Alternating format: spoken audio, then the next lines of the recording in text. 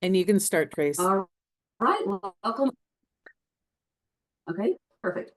Welcome, everyone. It's always really nice to be able to present and have people join live. Super cool.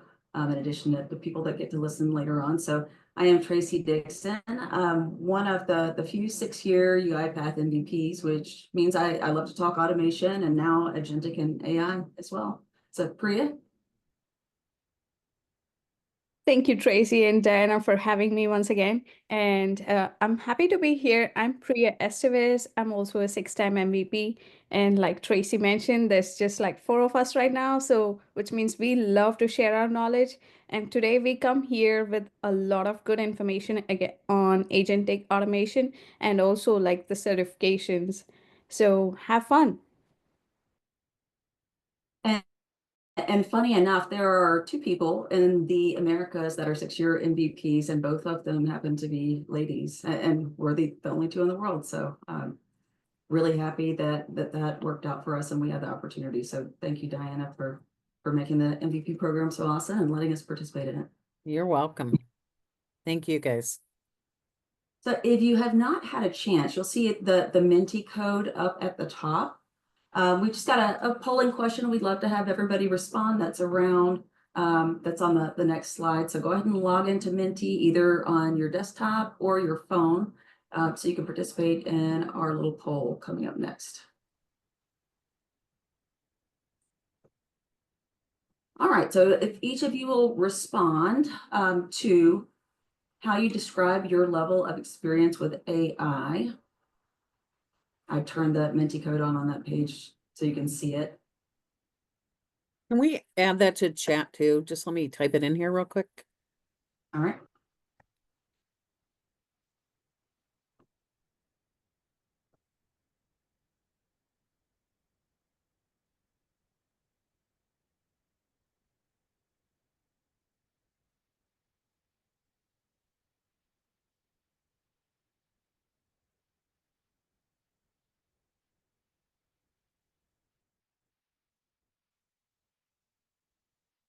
So it's nice to see where everyone's at with AI. It's still a very new thing, agentic especially.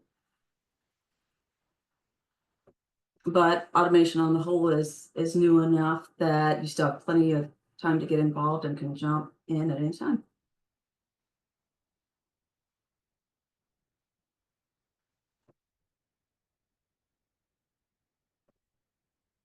Thus far, it looks like the majority of folks have heard some about AI and used AI tools. I'm going to guess many of you ChatGPT would love to hear in the chat which AI tools you guys use.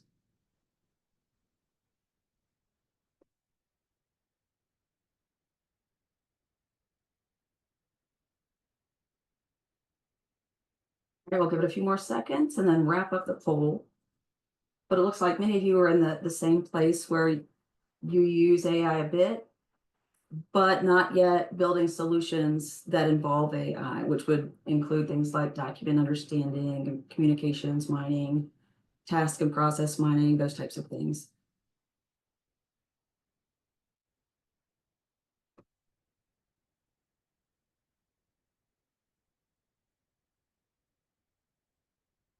All right, very cool. We'll go ahead and move on to the next slide. Move it to the next one for you, Priya. Okay, so for I know for today's session, we are going to talk about like first, what is the automation and how AI came into place and how agentic blends in. So we all know like at this point, everybody's using robotic process automation where it's more repeatable. And for those of you who hasn't had their first robot, I would highly recommend because this is very basic, just mimicking the human actions where it's highly rule-based where you specify in detail rigor on like what is the step by step that the robot needs to do. So the RPA is very rudimentary in many organizations, and there are lots of processes that have been built, and many of us already have a robot. So here are the 3 R's for the automation assessment.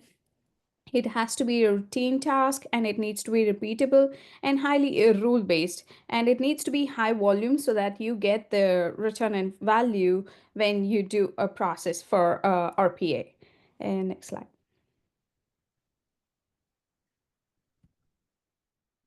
Next slide, Tracy. Yeah. Oh, did it move? It moved on this side. Now it did. Okay. So, and now that we are talking about AI, how AI enables like any of this RPA process, because like the current or like the gap that we are unable to meet without the AI is like, handling unstructured data. Or because when RPA process does it, it does it with high efficiency. But when there are slight variability, that's where like AI comes into play to bridge that gap. So basically, AI helps in like high variable processes and in areas where there is like a lot of uncertainty, not knowing like what would be the outcome, so that like AI can help in the evaluation. And next slide, Tracy. Uh, Actually, just to give a quick example of that, I had a client several years ago with a pretty significant volume of email coming into their call center for service calls, various types of service calls, which could come in a number of different ways. Sometimes national accounts, sometimes a particular liaison, sometimes it was an automated system email. And I remember documenting where they had a 3-ring binder of all of the ways these things could come in, and thinking like, wow, this would be quite the automation to do. And they ended up not going that direction because there were so many variations of what could happen. And it would take significant time to build like a rules engine to do all of that. Where I've heard of within the last year or so, another company that had 70, 80,000 emails coming in a month and many full-time people doing those emails. And they had trained within a few weeks, which was, I believe, over 75% accurate. So huge difference in capability, in implementation time, exact doing that RPA alone versus RPA with AI. That is a great example on like how these two can interact with each other. So just like imagine Tracy's example, like what if you just had RPA just doing the basic stuff like moving folders or extracting data or working with multiple systems, and in conjunction with AI, you can basically like, achieve the next level of like complex tasks where the probability of having high variability is too high. So that's where like just like Tracy mentioned, the classifying the emails is one of the easier tasks that the AI could achieve. And also like understand like what type of document is this? Is it structured, semi-structured? Who do I need to send it to? And how does this need to be processed? So these are areas where, AI and RPA could come into place. And when we talk about agentic, which is moving on to the next level, where, agentic, the term agentic basically, like, within the field of AI, refers to, an algorithm. An algorithm that basically runs a process in loops. And this loop comes in like 3 stages. Basically, the perception, which is like seeing, reading, and understanding any kind of data. Like in this case, like emails, identifying what type of emails this is, and the second stage is basically reasoning. So, whatever perception that it has achieved over this data or the amount of data that it has collected, you need to like process it. So, that is the reasoning part. And the third step with agentic, the loop, is basically taking action. Now that you've like collected the data, you've understood what this data means. You need to take an action in order to like, how does this process need to move further in its in the next step of the process itself. So that's where with agentic AI is basically the gap or the bridge that it connects this AI and the RPA, the automation. So that's how you get the term agentic automation basically. That's just like, a bridge between like, using all this underlying like Gen AI activities or like any type of LLMs. So here are like, here's a good example of like the infrastructure within the UiPath platform, where you get like, how the AI powered automation works. So the solutions, on the solutions tab, like you have like all the document understanding, AI center, communications mining, clipboard AI, and process mining. These are like great examples. I know like a lot of you like mentioned in the chat about communications mining, which is a great tool because that is going to be like a key factor in like eliminating a lot of like manual effort, because every organization, everyone has their personal communication, and especially when you're dealing with like vendors, different systems and different teams, this communication mining really helps. And also the process mining, it eliminates a lot of bottlenecks, because large organizations like have a lot of processes that have been written, let's say like 30, 40 years ago, and those processes have documentation which are pretty old. So I used to work in one of the midstream companies where when you talk to the SMEs, they say they've been with the company for like 40 years and they are afraid of change. So I worked on an Excel file that had this macro that was written 30 years ago, and the person that wrote it, people knew how he retired and they remember his party and everything, but they don't know what it does. They just say like, oh, he was a magician that just did this, it works, so we don't touch it. So that's how, like, when you speak to like SMEs and these are old processes, you'd be surprised to know like no one knows how it's working. So that's where like process mining can really help to identify like like what is your business process, because somebody could be like taking like 8 days just to do like one task, versus like you can identify like that is a bottleneck, you can speed up this process. It's not like eliminating that person, basically you're giving them an assistant and saying like let me help you, so that way things move faster and more efficient, because even that person might not know that they need help, because they're not aware of the tools and and the software that's available out there. So that's why like education is more important in like AI tools, and that's where like process mining would come in to identify where that bottleneck is, and where the human in the loop is, what the robot is doing, or like what's the volume of information that's going in. Yeah, funny enough, Priya, a few years ago, I saw a demo for a process mining product and thought like, this is, I don't know that I can believe this. And so taking the demo and getting down into the details and asking questions about it, all it was doing was recording logs, but no one realized that they had to go identify in the log file every single thing that was relevant, and it would have been many, many, many hours to identify it and classify it and quantify it.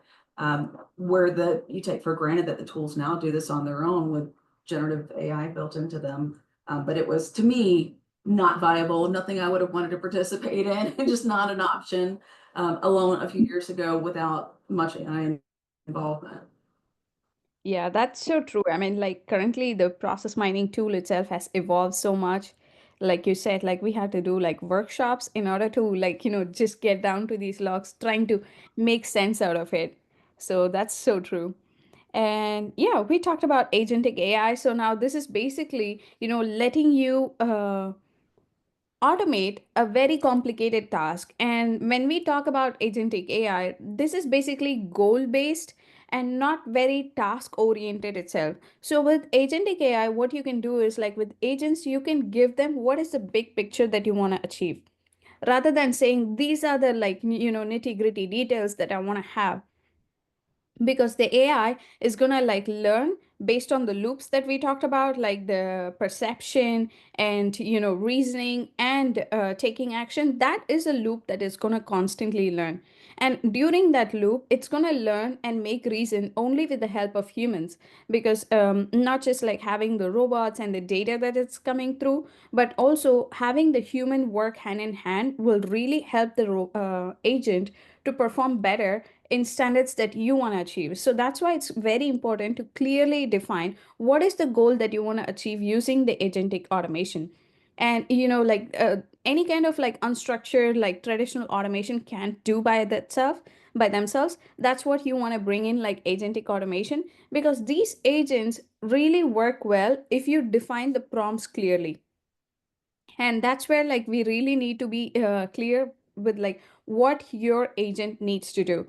And there are certain guidelines, with UiPath that they also give. They say like, okay, even with agentic AI, when you're building an agent, make sure that you define your goals for that process only. Don't give a broad perspective of saying like, you will handle my HR team. That's not going to be an agent's role here. What you have to do is like, okay, this agent that I'm going to build is specifically just for onboarding or just for offboarding. So that like each agent, imagine they have those segregation of duties. And also you're not giving the entire control just depending on the agent itself.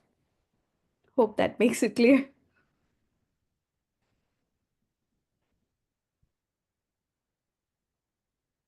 Okay, yeah. This is a very key point because, like, when people hear this term agents and robots, I know it's kind of like new terms. I think I'm hearing my own audio. I'm not sure. Okay, so when people hear these terms, what happens is like, I think I'm hearing feedback. Is it from myself? I don't hear it on my, but I'll. Okay, as long as you guys don't hear it, okay, then we're good. Okay, so with agents and robots, we need to be like clear like what these are. So when we talked about robots, these are basically like rule based, very predictable because you know exactly what the robot is gonna do, and it's very like like highly deterministic, knowing like these are the specific set of actions that the robot is gonna do. With agents, you're going to define the goals. You're not going to give the instructions to say like, okay, do these certain steps.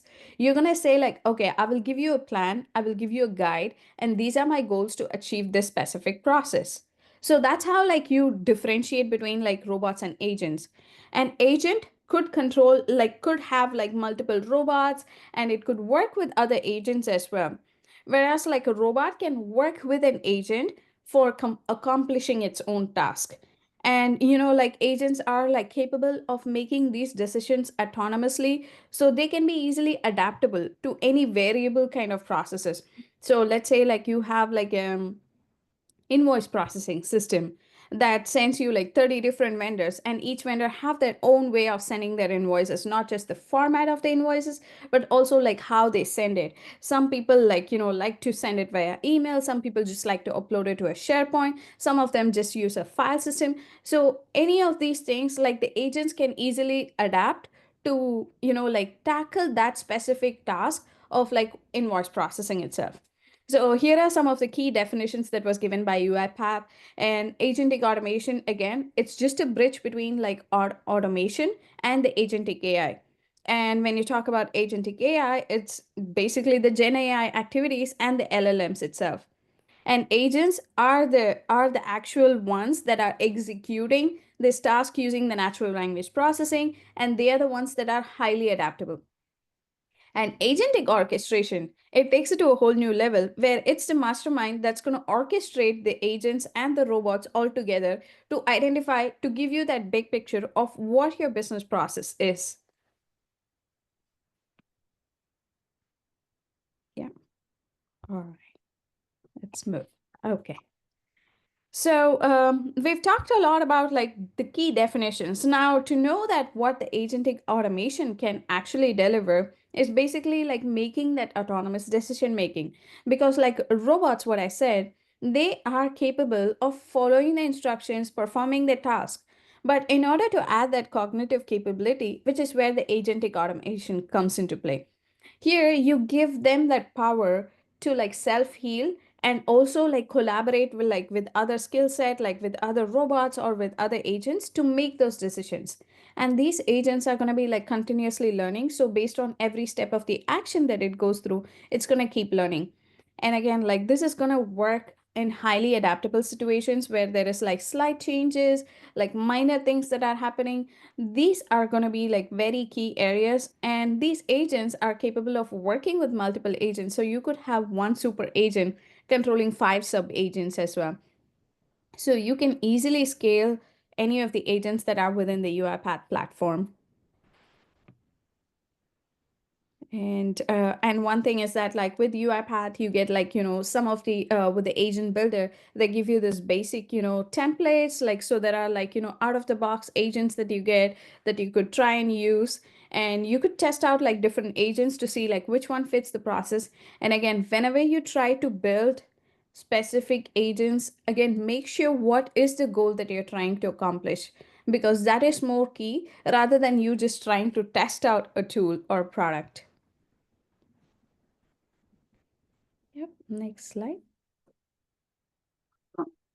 So I think that's the end of your series. Wanted to give folks an opportunity to ask any questions. Agentic and AI itself, or at least agentic automation, the term is super new for all of us. There's no in-depth super expert. There's very little training to this point. I know they're rapidly creating it. So please feel free to speak up about either in the chat or to Diana, do they have the ability to go off mute to ask either way? Oh yeah, please do. The other thing you might want to pull up, Tracy, is the agentic course was just released. So you might want to pull that up. I think that's worth of note that that would be great to start looking at to take. Maybe Priya, while we go through further, we can you can provide the chat or the link in chat, and I'll pull it up on the screen here instead of searching for it on the screen. Sure. So Priya, there's one question. Could you please give an example for multiple agents being invoked? So absolutely. So think of a process that is handling like processing the invoices again.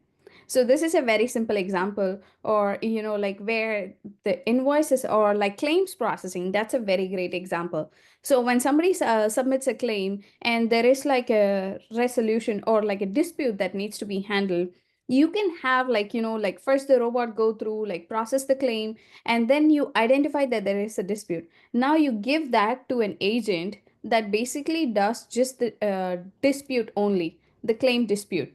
Okay. And then you hand it over to another agent that could do just the resolution. So, this dispute, you can actually contact the vendors or even take the human in the loop option where you take the assistance of, like additional decisions that needs to be made. And once you're done, then you pass it on to the next agent, which is for the resolution.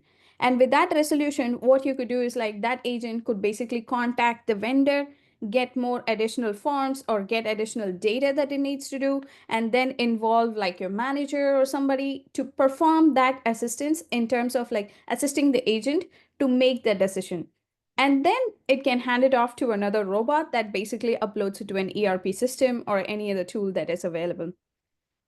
And this again is a very great tool when you use the agentic orchestration, because the agentic orchestration, what you're doing is basically laying out like the blueprint of how you want the process to be. So that will give you an idea of what is handled by the robot and what is going to be handled by the agent. And that way you will have like multiple agents being called, or like how many different agents, because there could be decisions where you could or could not call an agent like based on your decision. So hopefully that helps. All right, any other questions?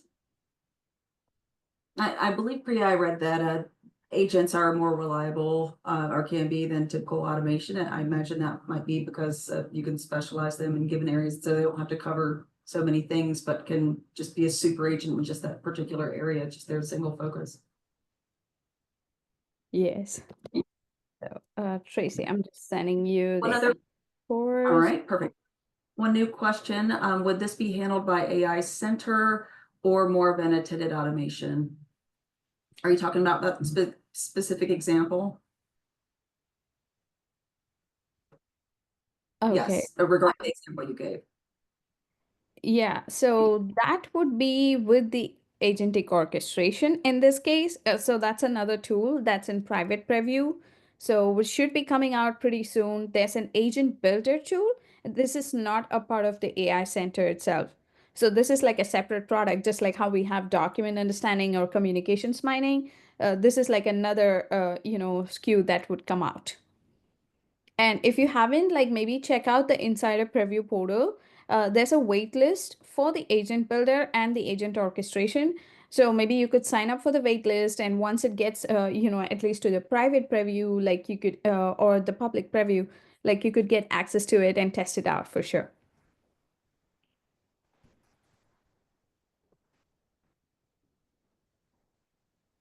Okay, I'm gonna send you. We'll get the link for you on the wait list. It is out there. I've seen it recently, but don't have it right here right now. So let's talk a little bit about, so now that you know a bit more about the basics of RPA and AI and agentic and what those are, at least at a high level, why should you care about this?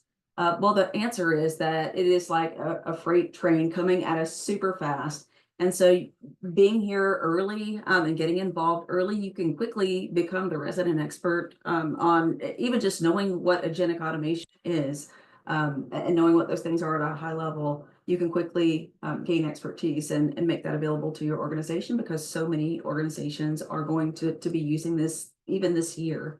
So the growth is astronomical for AI on its own, and then agentic specifically, and we'll go into some more stats, but 71% of the companies surveyed were planning to use agents this year.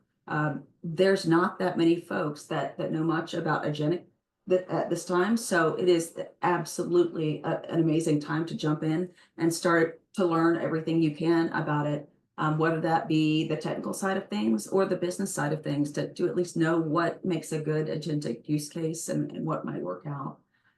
So Gartner, and so there's several stats in here that are all confirmed or created by outside firms, estimate that agentic is growing by 10 times. So 10 times what it is existing now, tenfold growth by 2028, which is pretty amazing.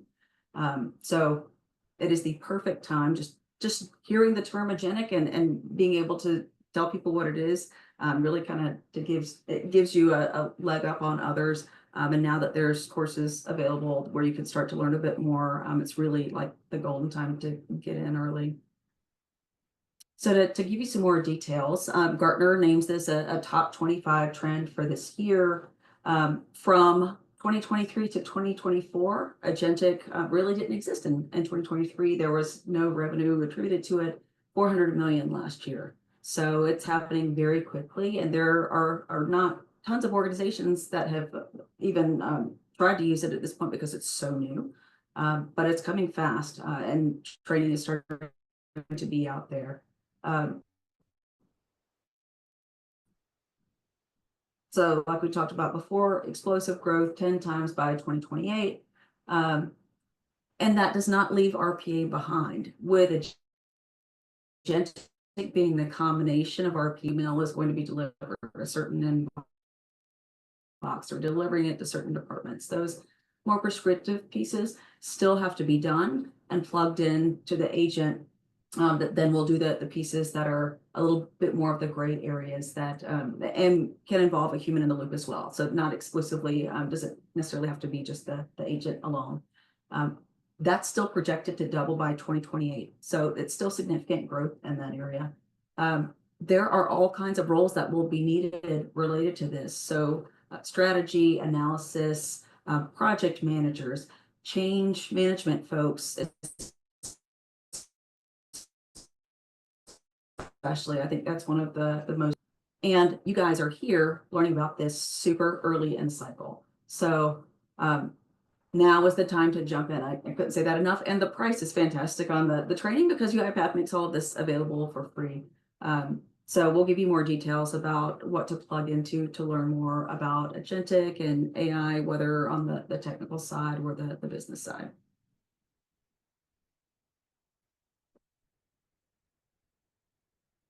So some of the key job trends specific to career growth, 30% of work hours being done by machines in 2030 is a significant change these days.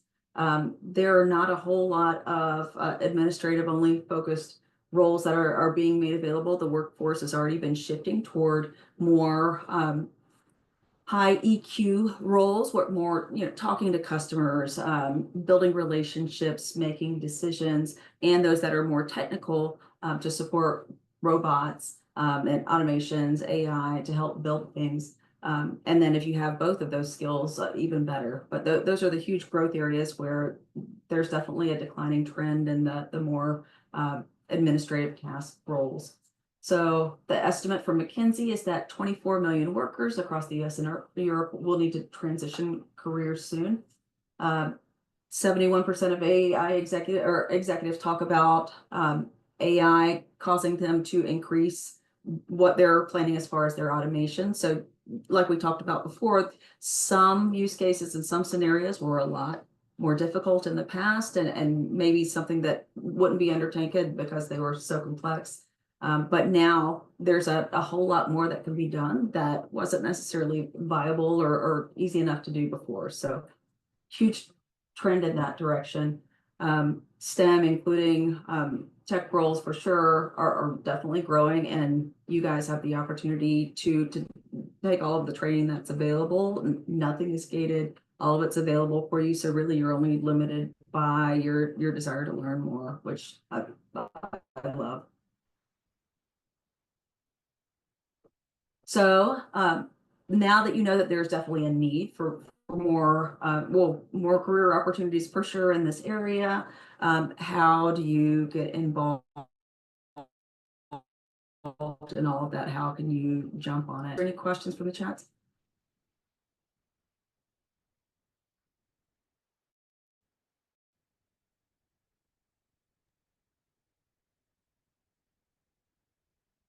Tracy? Yeah, are you there? I think, Yeah, did you hear me on the, are there any questions in the chat? Yep. Go ahead.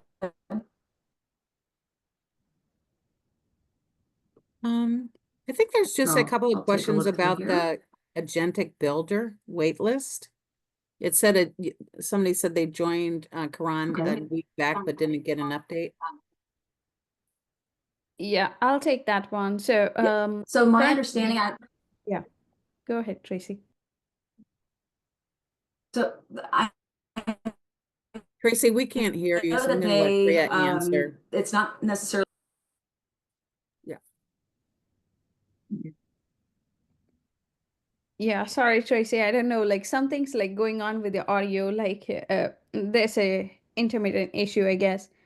So, yeah, currently there's a lot of demand for this agentic builder. Their current version that they are predicted to go for general availability is 25.2 version. So it should be coming up like pretty soon, especially after the agentic summit. I would think like more likely like after April. So just keep an eye out. Like in the meantime, at least you could use the academy to go through that training. Tracy, there's a question about like with the rise of agentic AI, how do you see the role of a RPA developer? Me any better now? Oh, yes. Great.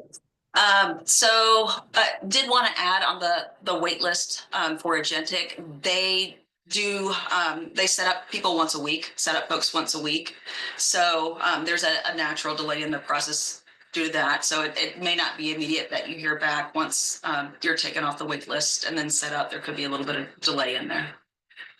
So as far as are you speaking specifically about RPA developer, those that aren't familiar with the AI tool sets, or are you talking about any AI or RPA development folks?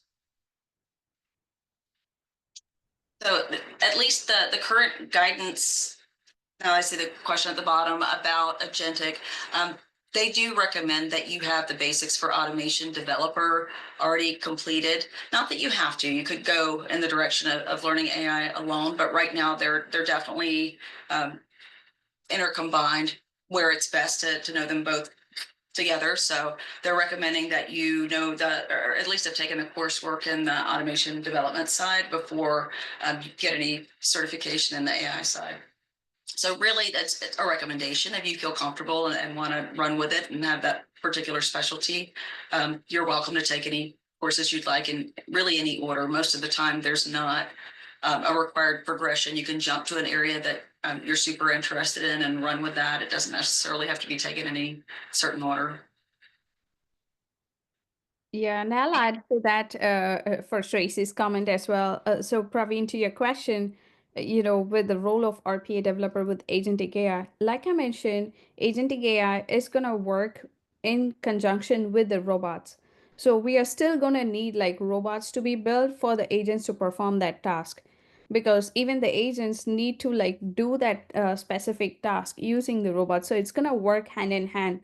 So, building those robots is not going away for sure. All you would need is like additional AI skills, like, autopilot for everyone. Like, you could use that. You could use that for yourself using Gen AI to generate or build workflows. So, there are a lot of like AI embedded tools within the UiPath ecosystem itself. So, if you would use that, I would say like keep on honing your skills with the RPA developer as well. Agreed. So there are 3 certifications related to some of the UiPath COE roles. So those are the developer, which we were just talking about, where you can get a full certification, which is a little bit different than a learning path, which is a series of courses to get knowledge. UiPath has gone further with certain areas where you can also take an independent test from a third party to certify your advanced knowledge and that you know that area very well. So here's 3 of them related to the COE. Developer is the technical role that we talked about. And then AI professional is a specific technical in the area of AI. So there are specializations related to that. There are actually 2 levels of that AI professional or a specialized AI, one being associate for folks that are newer to AI, and then professional being the final certification, the more difficult one. And then the automation business analyst, which always is near and dear to my heart, is more focused on the business side. So especially great for women because of our great communication skills and ability to understand both the technical side and the needs of users and products that exist and where the gaps are. That is a great area to also go into, especially if you're wanting to get into the technical side but aren't quite ready to make the leap. Having a good understanding of the processes related to a COE, so how to take in new ideas, how to figure out which ones to do next and prioritize what the typical steps of the projects are included in that as well. So I would say it even goes beyond some analysis skills and gets into the project management of automation projects. But that's a great certification to have and a good way for you to get that under your belt and then go further if you want to in the technical areas as well.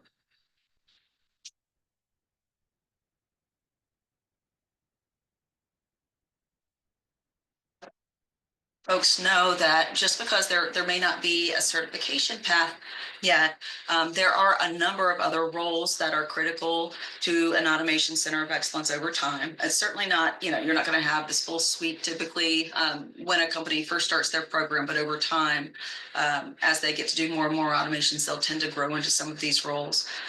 So sponsor, someone that, cheerleads automation, that gets folks excited, that assures them that automation is not there to replace departments, but to give people their time back, because we don't go to college or get a lot of training so we can do more paperwork. I don't think any of us do. We're there to talk to customers, to build relationships, to help other people, to build solutions, things like that. RPA champion along the same vein.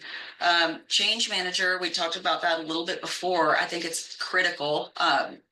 Some companies don't necessarily think about what their employees may believe around automation. Usually there's some misunderstanding involved because it's hard to understand what a robot does. And so many movies with robots in the past, people may have some kind of Terminator in their head or something like that. I've heard that brought up many times.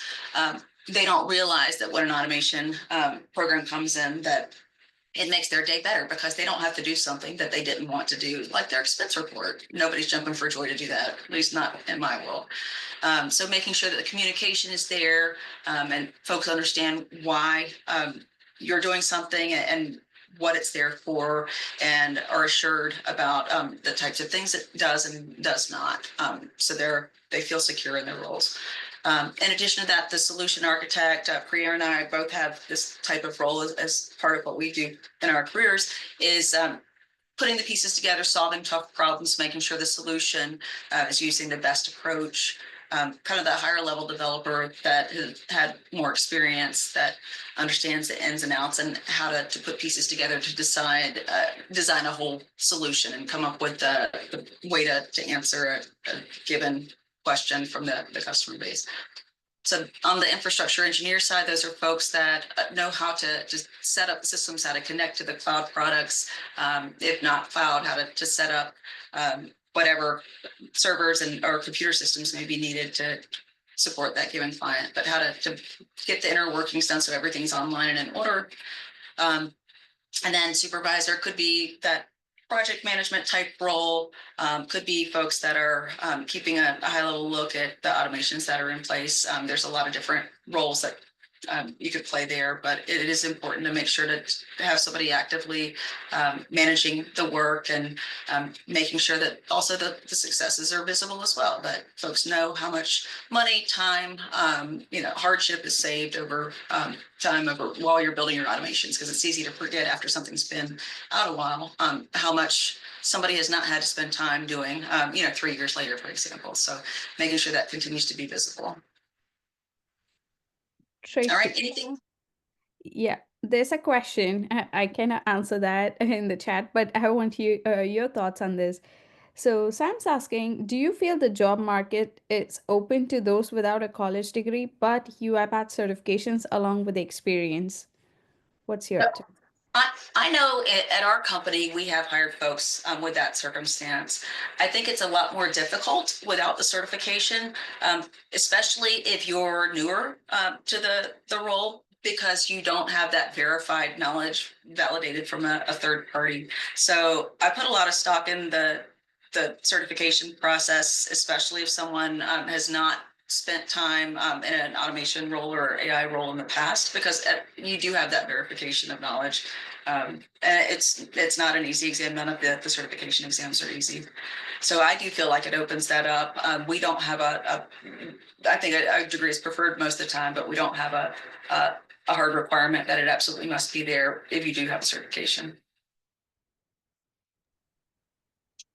Nice. Yeah, there's another question as well. So this question is more about like Kinley saying that she does both business analyst and developer. She can focus on either one. She gets to choose. So she wants to know which one would you recommend to focus on first, or rather which certification would be beneficial for her, or eventually both.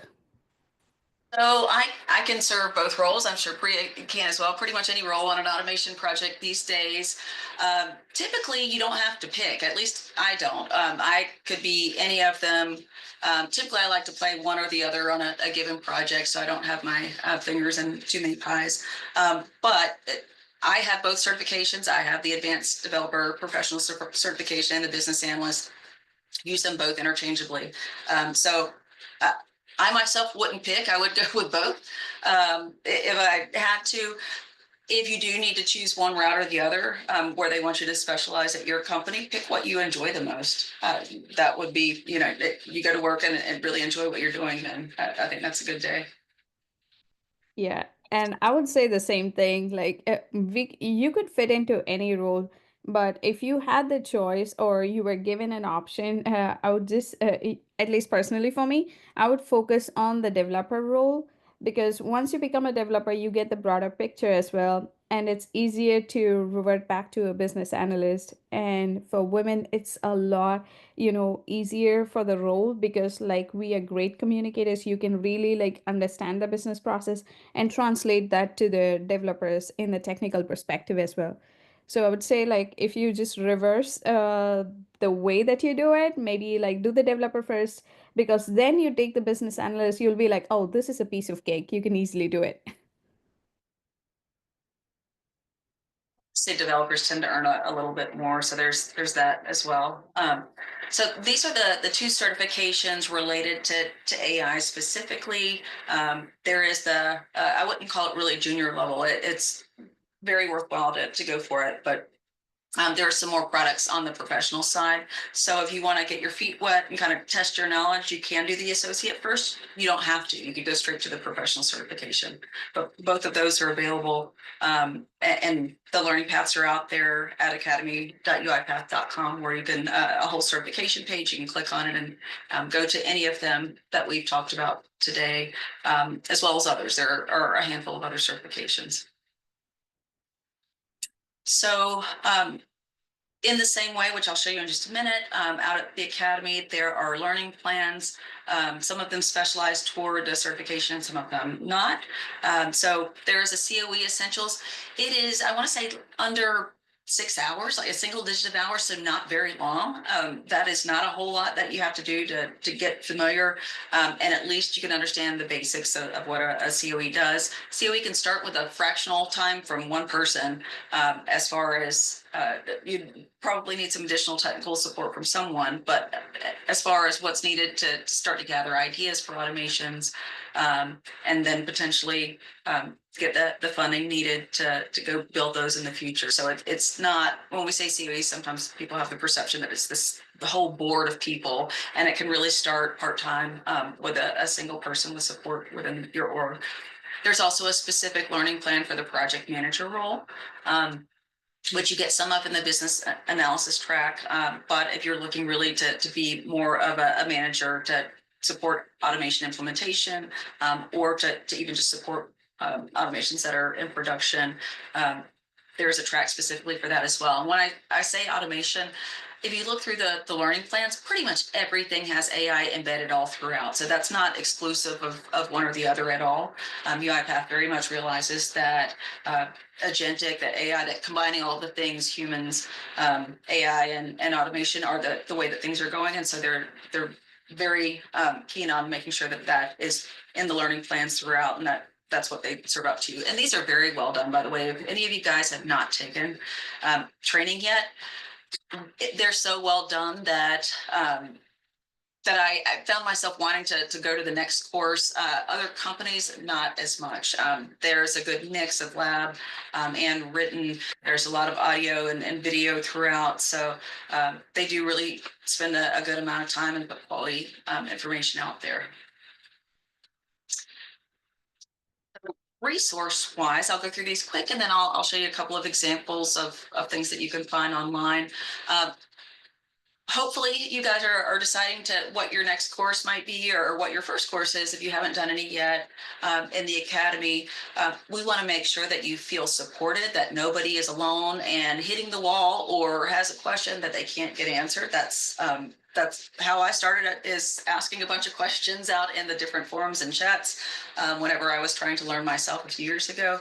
And so all you have to do is go to the forum. We've got links for all this in there, forum.uipath.com, and get an account if you don't have one.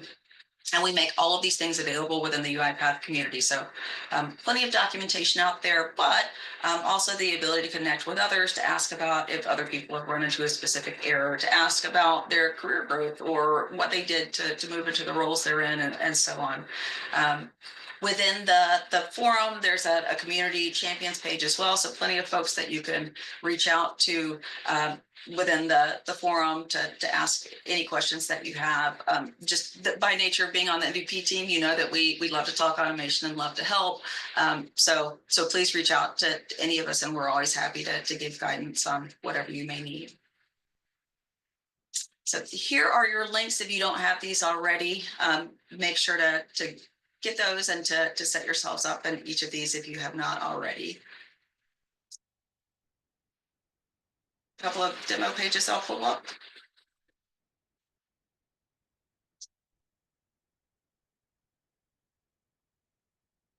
So what I've got out here right now is just automation career paths. This is within the Academy, so academy.uipath.com. And then there are specific career paths within here, along with the learning plans and certifications that we talked about. There's a lot of information out here. You can look through any of these and take that angle of looking at a particular role. They have salary information out here, and then we'll give you the full learning plan if you want to grow into that role. It doesn't mean that you have to have any specific experience. really you're only limited by what you want to go through as far as the academy. You can go take every course if you want to over time, but this helps you figure out and start out where you want to, where you're excited about moving forward. So that information is out here. In addition to that, you can get into a specific certification. So just by clicking certification and me choosing business analyst, I can get into an overview of what the coursework is for, who it's for, what it gets into. So I can get a preview at a high level without having to read too much.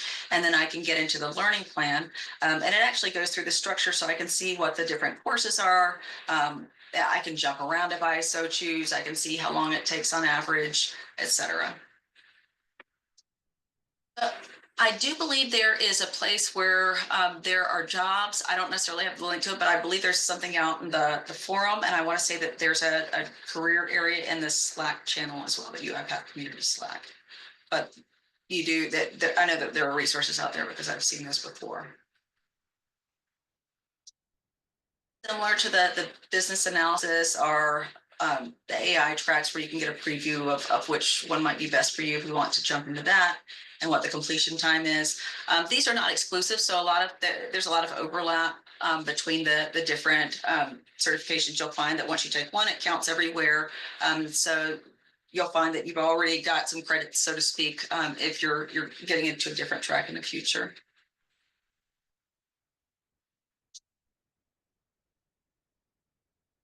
As courses, just aside from that, you may not want to pursue a given certification. You may have a particular tool that you want to learn. You guys have got the key to agentic now. These are all of the agentic courses that are out there now that you have available. Some of these may be different depending on your roles. I happen to work for a partner, so I have some specific things, so you may not see those exact items on screen, but you'll see some coursework out there if you click agentic. Say you want to learn about communications mining, you can go out and look for that keyword, or click, look at a product, or also look at the view of a given role, and it will help you specialize and start out where you'd like to. So that the agent builder agentic is what you would see. You would use that just agent as the keyword. What we just had on screen will help you get to the courses that you have available to you.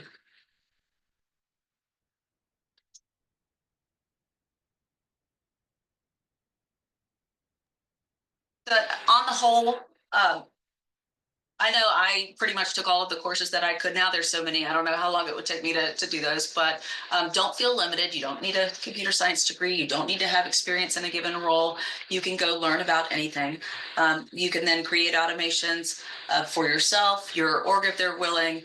Charities, really, I've never heard of one declining someone offering to help them automate a business process. There's many, many ways that you can get experience under your belt if you want to grow into that type of career in the future. And you don't have to be in any type of role related to automation at all currently. So this is something that children can take. You have a student that's interested, they can fully pursue it. There's really no limitation at all other than you not signing up for it. So please make sure that you go out here and take advantage of the courses that are available, and don't ever be stuck without asking for help, because all of us, we all get stuck here and there at times. Plenty of us repeatedly, and it's really just your willingness to go back and try to solve the problem again another day that separates the people that are still in automation from those that aren't. So feel free to ask any other questions. If not, then that's it for us on the topic of career and AI. We're always happy to help further. Please reach out to us if you have anything more in the future. Yeah, thanks everybody. This was great. I just put the link to the forum in chat as well. That's another great way, another great resource just to get questions answered that you want to know, especially if you're taking courses or just interested in more career advice actually as well. There are job postings on the forum. And there's also places And all where of that, if you want, you can develop things like use cases and post those up there too. So a lot of good information. everything will be in the deck that you guys will get made available to you thereafter. So feel free to grab it from there as well. Yeah, So- and don't forget to sign up for the Agentic Summit that's happening on March 25th, because that's where like you'll probably get more ideas on how to use this, or like even they might show you like a couple of demos, so where it can spark like more ideas on how to build your own agents as well. So just sign up, at least if you can't make it, watch the recordings later. Great Joining job, us, you everyone. guys. Thanks. Thank you, Thank you. Tracy. Thank you, Priya. And thank you, everybody, for coming today. Sure, you guys can add us on LinkedIn for sure. We'll probably drop our Tracy.